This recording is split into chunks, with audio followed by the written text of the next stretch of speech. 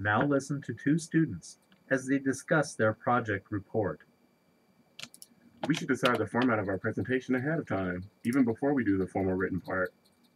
I think we should do an oral report to the class. You and Steve and I could each talk about one part of our project. But we've already done lots of oral reports. Why don't we do something different this time? I like to do a web page. Steve already knows how to do it, and besides, knowing how to build a web page is a good skill to have. It will help us in our careers. You're probably right about that.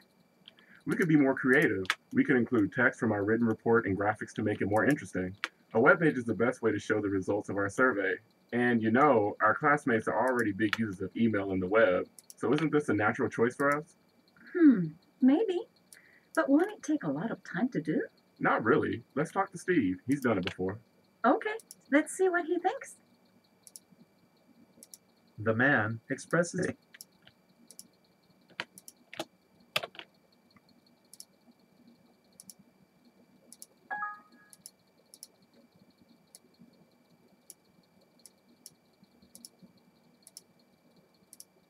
Now listen to part of a lecture on this topic in a sociology class.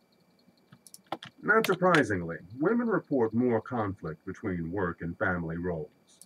Women who work outside the home actually put in more hours of work at home. Women do more of the childcare and housework than their husbands do, whether the woman works full-time or not. Women are much more likely to leave the workforce entirely when their children are young. They're also more likely to stay home with a sick child or to be the one to rearrange their work schedule, to go to a meeting at the child's school. They're more likely to feel overworked and stressed out.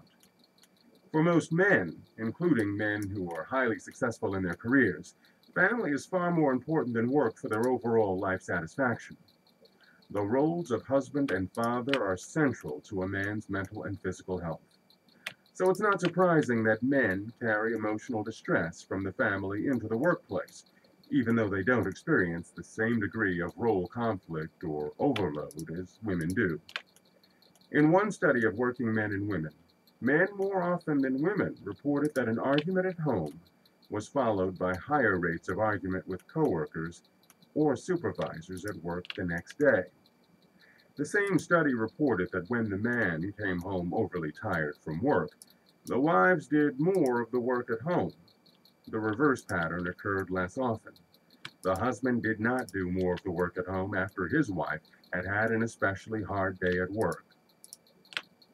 Explain how women and men experience conflict between their work and family.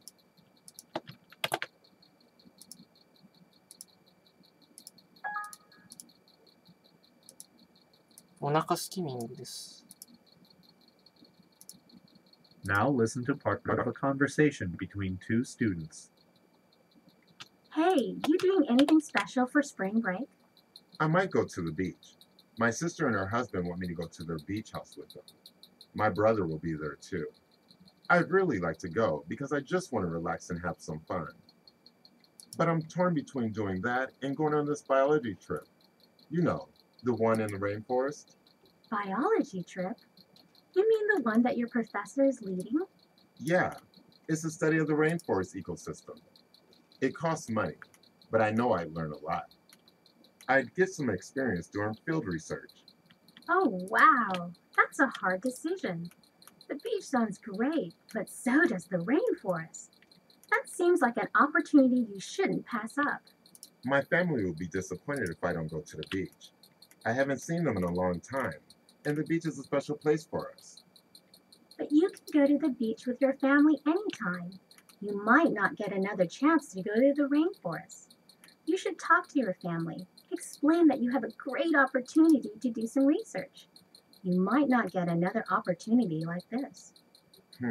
Maybe not. You need to think about your future. An experience like this might help you later. I mean, when you look for a job after graduation. You should stress that you did field research. That would look good in your record. Describe the man's problem and the suggestions.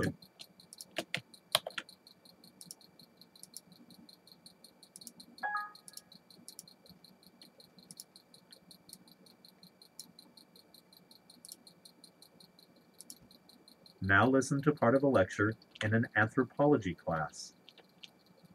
Human culture could not have developed without the human hand. Chimpanzees and gorillas walk on their hands, and orangutans use their hands primarily for holding branches, but the human hand is both tool and toolmaker, as well as an extension of the brain. Next to the brain, the hand is probably our greatest possession. Other animals may run faster than us or have better sensors, but no other animal comes close to matching our manual skills. The power of the human hand comes from the way the brain controls it. The brain coordinates the hand's actions with signals from the eyes, directing the hand by feeding it complex instructions at an almost automatic level. The human hand is capable of both brute strength and delicate tasks. The hand can perform hard physical labor, yet it's also sensitive to slight changes in form and texture, so much so, in fact, that the hand is a substitute eye to people who are blind. A key aspect of our manual skill is the ability to use our fingers independently rather than having to use them all together. The human hand has two characteristics that make us different from any other animal: the opposable thumb and the double grip. The first of these, the opposable thumb, has the ability to oppose, to face the other fingers, so it can touch every part of every other finger on the same hand. The second characteristic is the double grip. This means that one hand can hold two billiard balls separately, for example. We can grip one ball between our last two fingers and our palm, and hold the second ball between our forefinger and thumb. Having strength and delicacy combined like this makes a human hand more skilled than any limb on any other animal.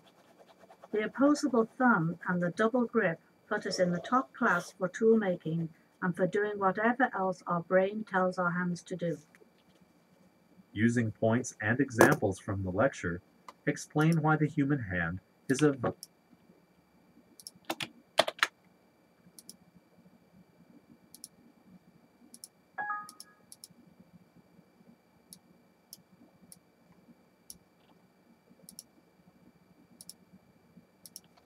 Writing section directions.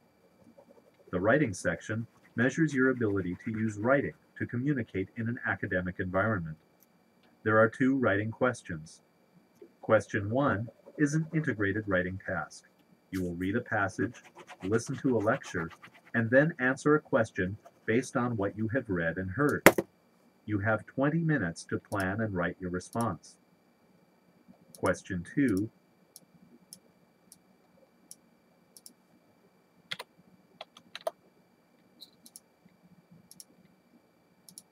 Now, listen to part of a lecture on this topic in an ecology class. The advantages of hydropower are well known, but there are also some serious disadvantages that should cause us to rethink its overall benefit. First, hydropower facilities are not always convenient for everyone involved. When a dam is built on a river, water floods the land behind the dam. This forces the people who live in the flooded area to move. Forcing people to move is often bitter and controversial, especially if a community has maintained a particular way of life on the same land for several generations. Second, utility companies often emphasize that hydroelectricity is environmentally friendly, clean, and green, but they fail to mention the long-term environmental hazards. Dams hold back silt and other debris, which collect behind the dam on the river bottom. This causes an accumulation of toxic heavy metals and other polluting substances, showing us that hydropower does indeed produce toxic waste. The buildup of silt means that future generations will have an expensive and dangerous mess to clean up. Third, the huge dams built for hydroelectricity change a river's natural functions. By diverting water for power, dams remove water needed for healthy river ecosystems. The section of river below a dam often dries up, and birds that migrate there no longer have enough insects to feed on when the water level drops. Also, fish such as salmon depend on a steady flow of cool, fresh water. Native fish populations may decrease or disappear because of the warmer and slower moving water caused by dams. The environmental changes caused by hydropower may not be obvious right away. Most people will notice air pollution around a coal-burning power plant, but they won't notice a smaller bird population near a hydropower plant. While it's true that hydropower is a renewable energy source, it often carries a heavy environmental cost. Furthermore, even though water is a naturally recurring product, the water supply is subject to natural conditions, such as changing weather patterns and regional drought. So water as a source of fuel may not be reliable in the long run.